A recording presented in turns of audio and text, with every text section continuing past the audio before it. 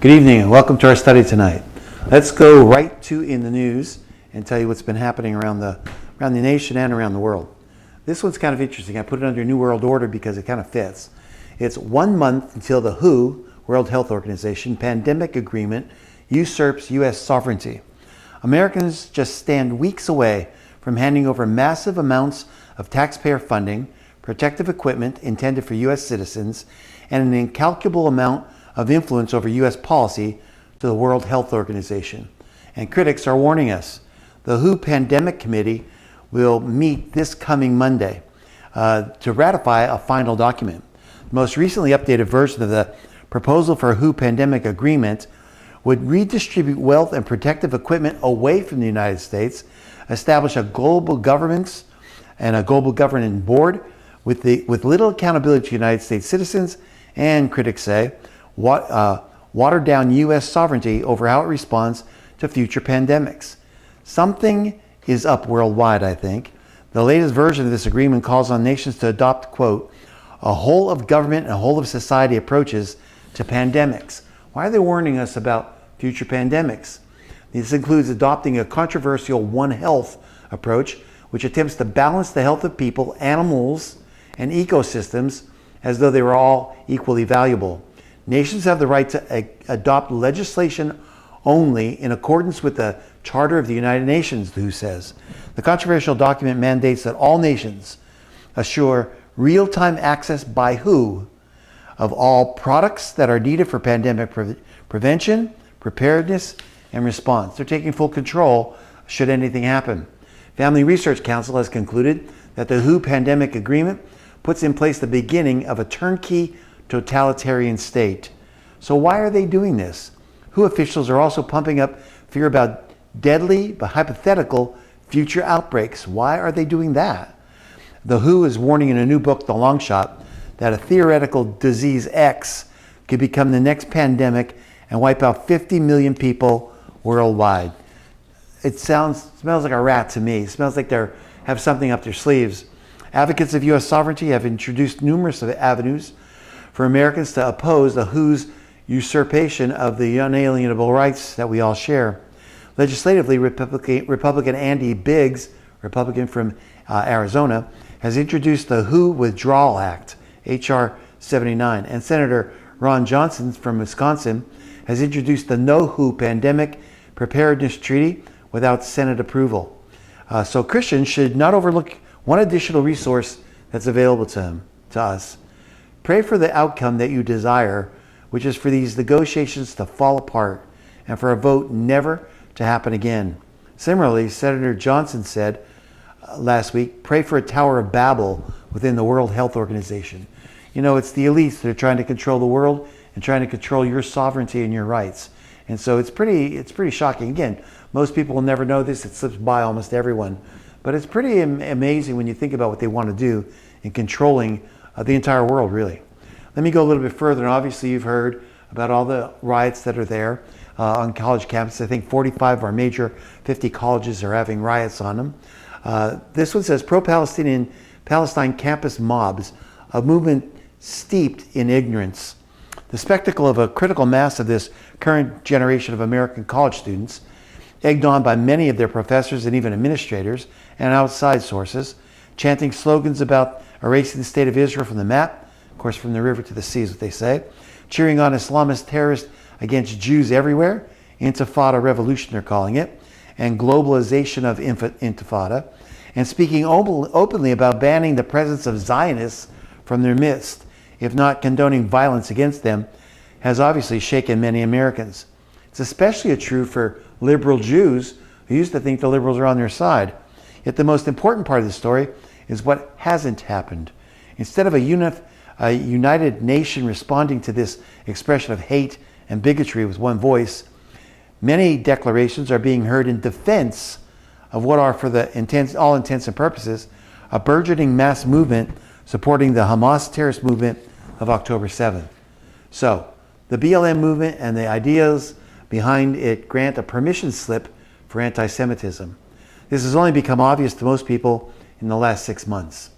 To the horror of many people, the largest mass slaughter of Jews since the Holocaust didn't engender sympathy for Israel or the Jewish people. Instead, it provided a spark for a surge in anti-Semitism around the world almost immediately after October 7th.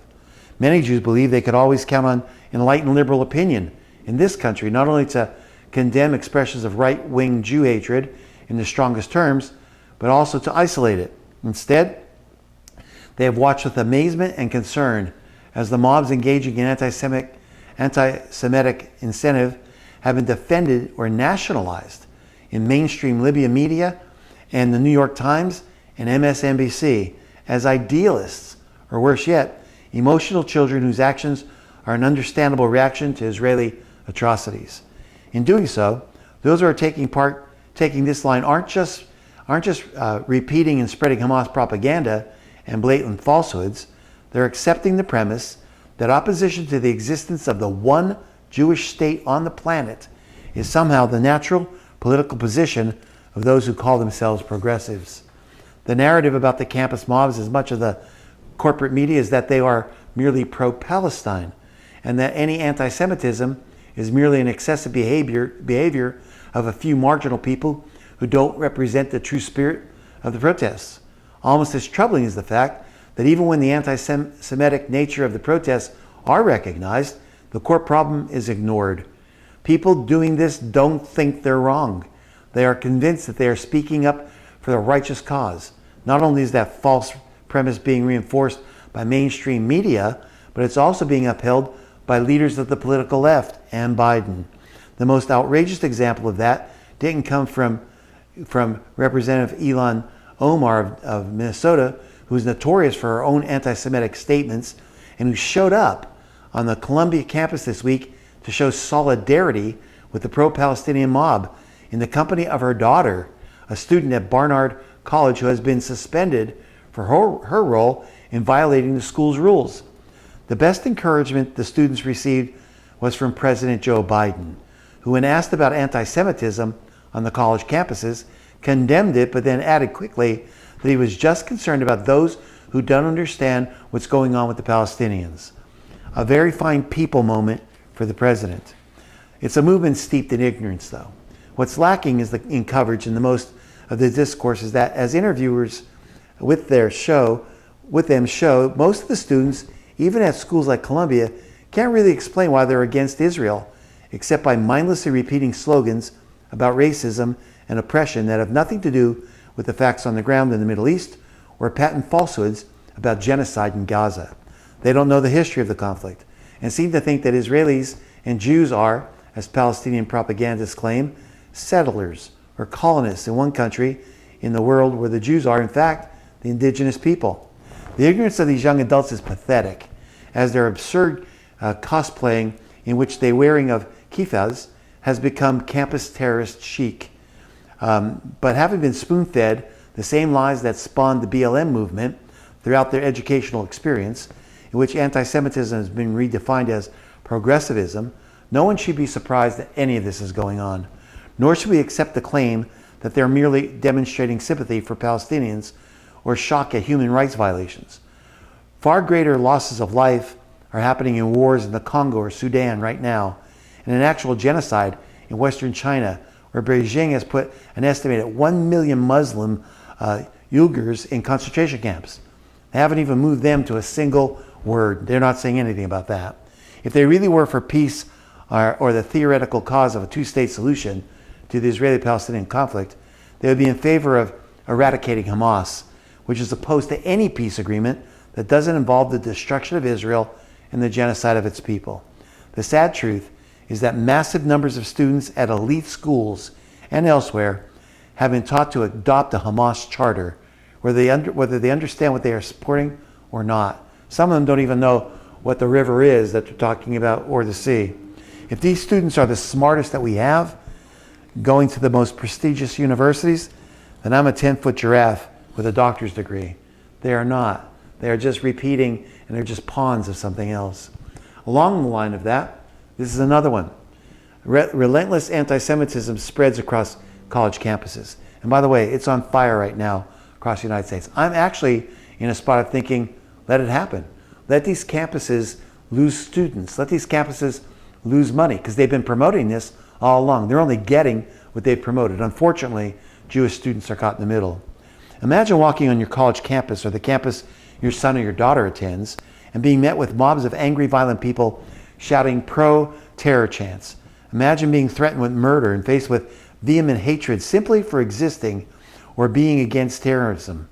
You don't have to imagine it, because these absurdities are exactly what's increasing and ever increasingly unfolding at our universities. At Columbia University, protesters were yelling, "Oh, Al-Qassam brigades, you make us proud. Kill another soldier now.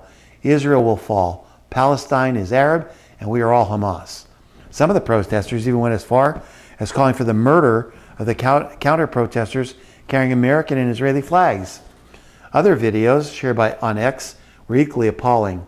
Columbia students wearing masks to conceal their identity for the same reason that members of the Ku Klux Klan wore hoods, chanted their support for Hamas and their intolerance for the presence of Zionists on campus, and said that they looked forward to a more October 7th massacre of Jews. Columbia is not the only prestigious school that saw such severe anti-Semitism break out. On Saturday, roughly 500 protesters at Yale University started tearing down American flags. One Jewish student who was covering the protest was struck in the eye with a flagpole by a pro-Palestinian protester. The university police and administrators didn't do anything to stop these events. We are now seeing the logical outcome of an educational system that teaches students to see the world through a lens of racial resentment. Generation Z is 3 times as likely as the general population, to deny Israel's right to exist. Sympathy for Hamas has grown wildly. Thankfully, many bystanders are calling out the madness for what it is. One user on X posted, "Absolutely disgusting. If this was being done against any other people, it would be global news." Even former Ohio State quarterback Cardale Jones shared his condemnation of the anti-Semitism. Colleges like Columbia, Yale, and Harvard are increasingly producing students that publicly promote outright savagery against disfavored minority groups and engage in violence. When that's coupled with a population of foreign students, by the way, Columbia has almost 14,000 of its 30,000 students are foreigners. So when coupled with population of foreign students who pay full sticker price coming to the United States from countries which at best are hostile to the United States, the stage is now set for a very volatile escalation. Students are graduating from public high schools across the country where love of God, love of family and country is undermined.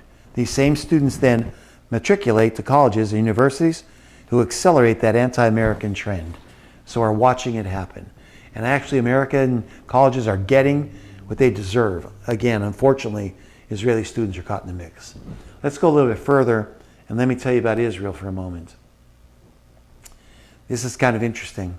Levites tune up in anticipation of the third temple. Boy, if you're a prophecy student, this should really perk your ears up.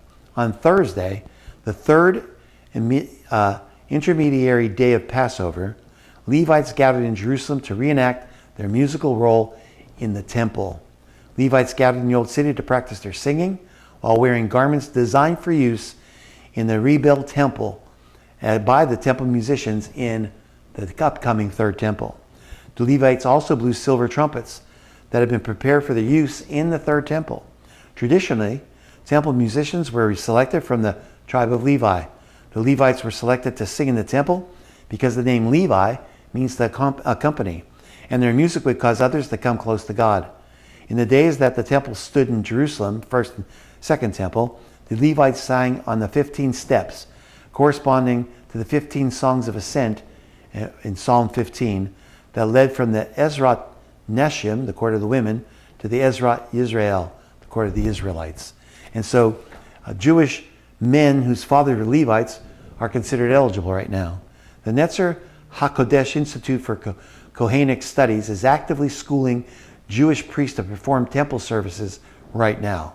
Participants are being drawn from a registry of Kohanim, priests, prepared by the school's parent foundation, the Temple Institute in Jerusalem, which has already created nearly all of the vessels, all the furnishings, and all the priestly garments needed in a fully functioning third temple.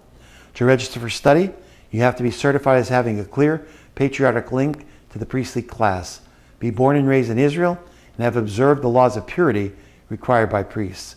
Anyone who has made a contact with a dead body or has come under the roof of a dead person is disqualified. Therefore, a Jew of Kohen descent who was born in a hospital, had visited a hospital, or has been to a cemetery except for a close relative is not eligible. This is serious stuff. They want the third temple to be built. The school is not only instructing students in the Torah law that applies to priestly temple service, but also the mathematics of the Holy Temple and aspects of engineering and design and the topography of the Temple Mount in order to rebuild, literally, the temple. This instruction seems to suggest that the priests may be involved in the actual design and or construction of the future temple.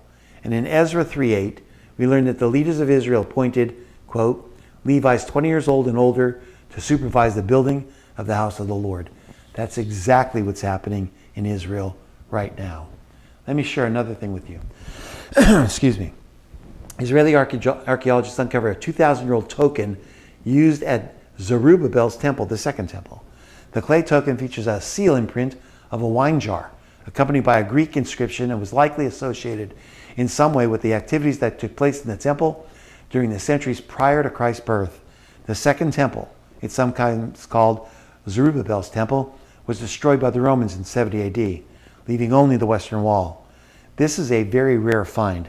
The token depicts a wine jar, aligning with the Mishnaic text that discusses nesachim, which is a term for wine libation or offering poured on the temple altar, and also used to refer generally to all the offering components. The token was intended for a Greek-speaking pilgrim, possibly including Jews from the diaspora. It and another token that bears an Aramaic inscription likely were used for exchanging offerings during their sacred visits. The token's inscription indicates the owner's name, which was Doules.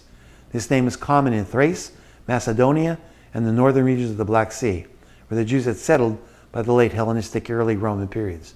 So then, again, this proves that Jews are and were the original inhabitants of this area, not Palestinians. It's indigenous to the Jews. Zerubbabel's temple, let me remind you, was built around 530 BC. Let's go to the church and religion for a moment. This article, the churches are sleeping. When did woke pulpits become the norm?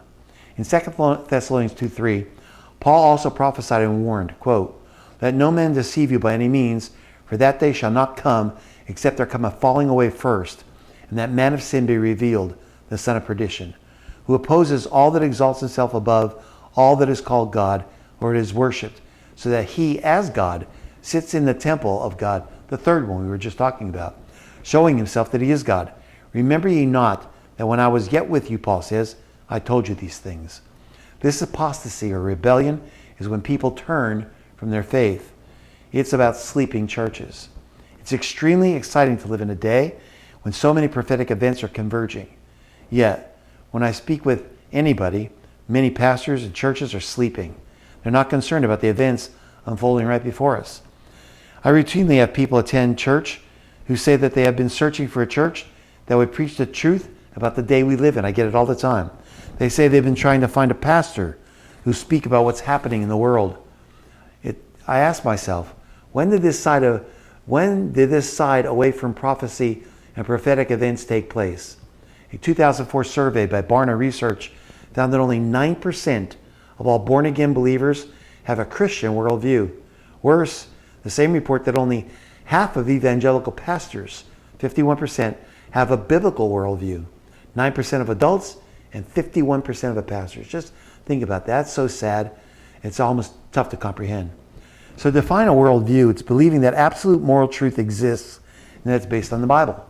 To have a Christian worldview, Barna's research listed 6 core beliefs: the accuracy of biblical teaching, the sinless nature of Jesus, the literal existence of Satan, the omnipotence and omnipresence of God, salvation through Christ alone, and the personal responsibility to evangelize. That was 2004. In 2022, survey on the same topics, they found that just slightly more than a third, 37%, of evangelical pastors possess a biblical worldview. only 1 in 3. And the majority, 65%, hold a hybrid view known as syncretism. It's the fusion of differing systems of belief. They're incorporating other things with the Bible, obviously, our culture. In 18 years, the percentage of Christian evangelical pastors with a Christian worldview dropped from a half to a third. And there, my friends, is America's main problem: syncretic churches. So 91% of adult churchgoers do not hold a Christian worldview. That's 9 out of 10. And today, it's a little of God and a lot of the world. So how do we get there? What was the tipping point? There was a tipping point. It was COVID-19. When churches decided to close. When their churches did reopen, wokeism had become the new religion. Themes switched to social justice and to equality. The key phrases that we had to be tolerant. The motto switched to, do not preach anything that will offend anyone. Values and truths, and they took those and they replaced them with entertainment. The trend was to offer whatever it took to get people to attend church because of all the drop in church attendance. The focus was no longer being on salt and light. It was being on lightning entertainment. This man writes, I once had a professional rock and roller star share his view of the church being what it was not called to be. He received Jesus and started to attend church. He was shocked to find church services used fog machines, strobe lighting, and stadium sound systems. He told this writer that he wasn't attending church for a concert. He wanted to hear about Jesus and be taught the Bible. He said he wanted to yell at these churches and tell them to stop trying to be like the world. Besides, he said, churches stink at it anyway. That conversation, this writer says, was years ago, but his words still ring true. Then there's universalism. In this woke culture, churches need to stop preaching a universalist view of salvation, which promotes the idea that all people will be saved regardless of their belief. Israel in the pulpits. Since October 7th, Israel has been in the news, but not in the pulpits. Pastors are staying away from it. Amillennialism has become the prominent view. Scripture details that God will return to establish his kingdom, which he will reign over for a literal 1,000 years. Amillennialism sees the 1,000 years as spiritual and non-literal. This teaching leads directly to what's called replacement theology, which teaches that the church has replaced Israel. That's absolute heresy. It seems some want the kingdom without the king, and we're seeing it. You won't hear about sin. You won't hear about what's happening in Israel. The church is not taking a stand on anything. They don't want to lose anyone. They want to bring anybody in they can. They'll use every worldly thing they can. It's America's problem. America's problem is lack of truth in the pulpits. And it only takes a little bit of time to manifest, which we're seeing right now. In 1 Timothy 4:1, the Holy Spirit says, now the Spirit speaketh expressly that in the latter times, the latter days, some shall depart from the faith. It's talking about Christians, giving heed to seducing spirits and doctrines of devils. This prophecy of falling away is spoken to those in church, not to those in the world. Speaking of the world and worldly system, this woman is the trendsetter for most young girls, unfortunately some for even older girls. Taylor Swift. Her new album mocks Christianity, faith leaders are saying. Taylor Swift's newest album contains lyrics that oppose the faith. Swift released The Tortured Poets Department on April 19th. Samples of her lyrics, this is from But Daddy, I Love Him. But Daddy, I love him. I just learned these Christians only raise you to cage you. Sarah's and Hannah's, obviously Christian were names of the Old Testament, in their Sunday best, clutching their pearls saying, what a mess. I just learned these people try to save you because they hate you. Later in the same song, God save the most judgmental creeps who say they want the best for me, sanctimoniously performing soliloquies I'll never see, thinking he can change the beat of my heart when he touches me and counteract the chemistry and undo the destiny. You ain't gonna pray for me and my wild boy and all this wild joy. If all you want is gray for me, then it's just white noise and it's just my choice. Slapping us in the face for her choice. In Guilty of Sin, Swift sings, what if I roll the stone away? They're going to crucify me anyway. What if the way you hold me is actually what's holy? going away from God and looking for carnal relationship. As Christians who are filled with the Spirit, should we be entertained by things like this and expose our kids to lyrics that aren't just different than what you believe, they're actually mocking what you believe? 11 of the 31 songs contain an E description for explicit. Several songs include the F-bombs. Movie Guide, a family-centric entertainment website, also criticized the album, saying it mocks Christianity. The album is full of minor quips that elevate Swift above God, while also featuring two songs devoted to tearing down the Christian sexual ethic. Movie Guide cited the lyrics in another song, "I Can Fix Him, No, I Really Can." Here's what they said. They shake their heads saying, "God help her. When I tell him he's my man, but your good Lord doesn't lift a finger, I can fix him. No, I really can, and only I can." The fact that one of the most popular and famous celebrities of her generation cannot find happiness reveals that living in the world leads to death, while living for Christ and under his teachings leads to life. Movie Guide wrote, "Unfortunately, Swift has chosen the path towards death and is reaping the fruits of her labor. This isn't going to turn out right for her." But if you have kids that listen to her, I don't know how you do it, but I know how I would do it. I would tell them it's against Christianity and tell them that you're not going to let it happen in your house. I know it's tough words, but listen, that's what the world we live in right now. Under moral decay, Germany passes radical law allowing parents to trans their infants from birth. That doesn't even sound right. This is what makes a recent law passed in Germany last week even more infuriating. On April 12th, the Bundestag, or the German parliament, passed one of the world's most far-reaching sex self-determination policies, known as the Self-Determination Act. This radical legislation establishes gender identity as a protected characteristic and allows parents to change the sex marker on their children's documents from birth, on their birth certificate. Citizens can now be fined 10,000 euros for dead naming, which is a LGBT term that activists use when someone, without their permission, is referred to by their name given at birth rather than the name they choose as part of their identity. Thankfully, the battle is strong in America from the side of those determined to keep children safe by preventing this type of legislation from happening in our country. Several questions come to mind when analyzing the recent development. What implication does a law like this passing in Germany offer for the next generation's gender politic wars? Will similar laws be passed elsewhere in Europe? Will America respond?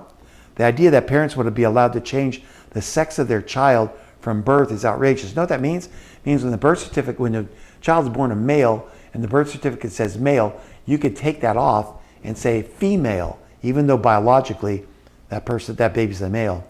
Any parent who wanted to treat their son as a girl from birth should lose their parental rights, in my opinion, not to do so with the support and encouragement of their governments. It's ridiculous. Why is a child's sex the only thing that parent can change? Why can't they change their birth year to make them immediately eligible for retirement benefits? Why can't that child who feels like an old soul identify as a retiree? Where does this insane logic, which is not logic at all, really stop? As to how believers should respond, the correct response for Christians to madness like this is to say what we know to be true without fear. Ultimately, the more people hear the truth spoken, the more they are likely to speak the truth. These ideas cannot prevail over time, but they can do a lot of damage before we come to our senses. Our job is to minimize that damage and encourage a return to reality as quickly as possible. All right, let's talk about a little bit more madness. Madness on the left, queer story time for Palestine. I don't think they get it.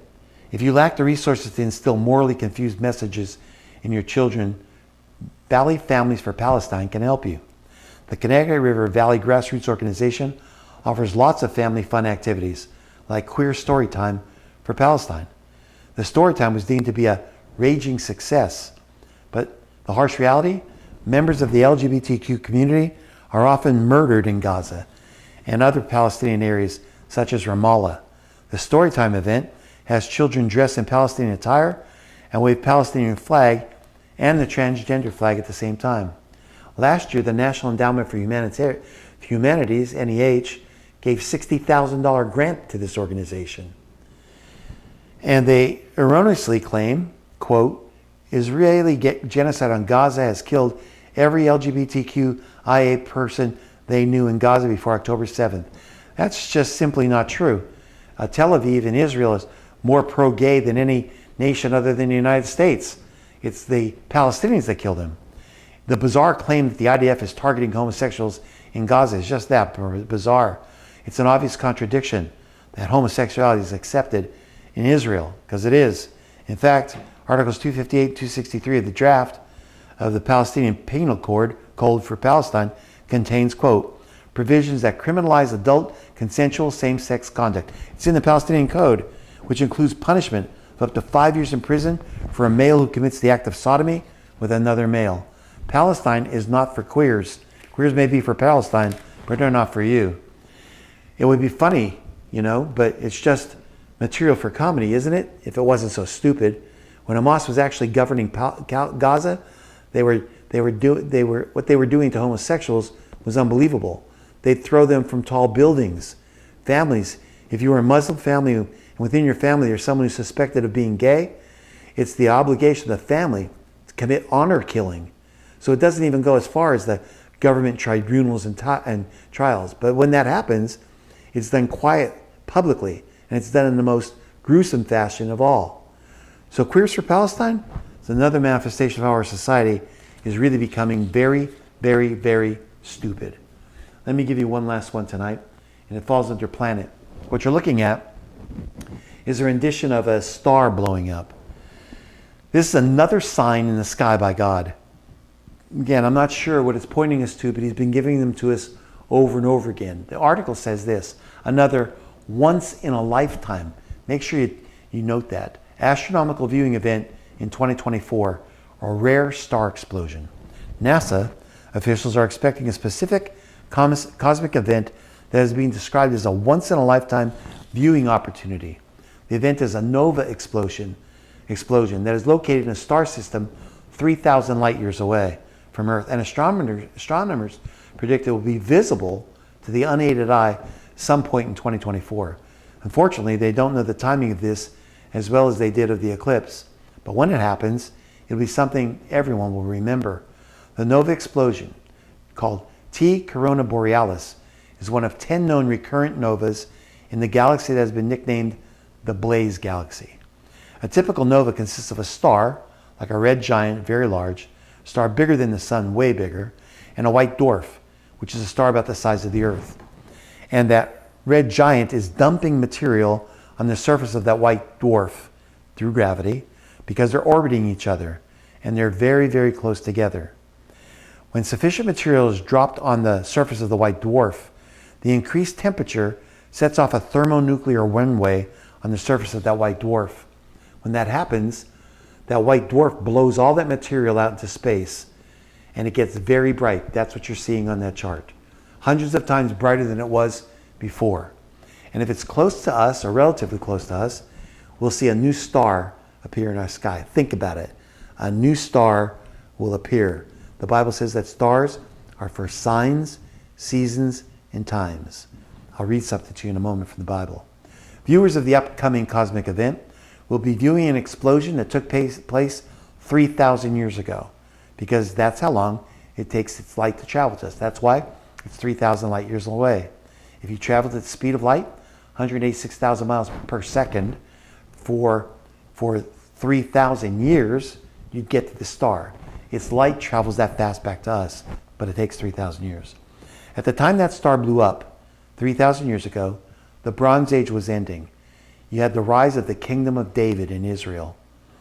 But that's how far back in time that explosion occurred, 3,000 years.